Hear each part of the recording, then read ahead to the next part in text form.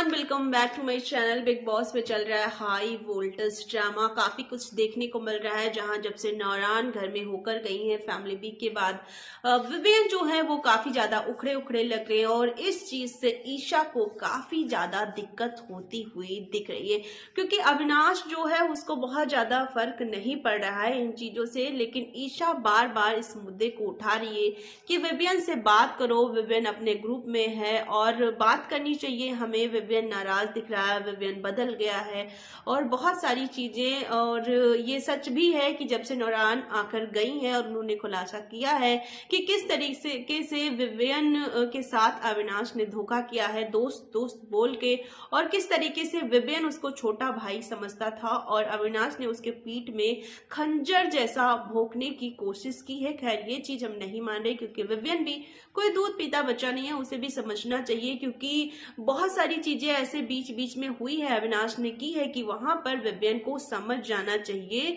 कि उसे अपना गेम खुद खेलना है।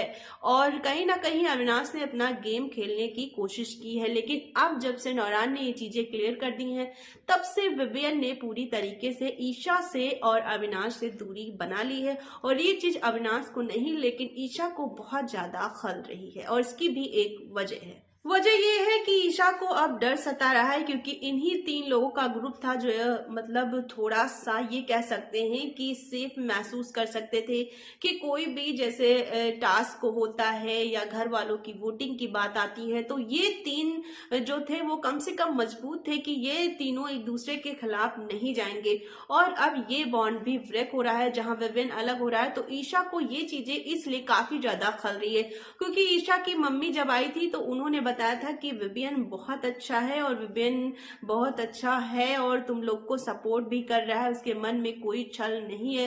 तो ये चीजें कहीं ना कहीं ईशा के दिमाग में आ रही हैं, जो चीजें उनकी मम्मी बोल के गई थी। उन्होंने विवेन और रजत दोनों के लिए सेम चीजें बोली थी कि रजत और विवेन दोनों बहुत अच्छे हैं, अगर कोई छोटी मोटी क्लिप दिखाई जाती है तो वो पूरी बात नहीं होती है, और इस चीज से तुम्हें अवेयर रहने की कोशिश करनी है और इनसे रिश्ता खराब नहीं करना है।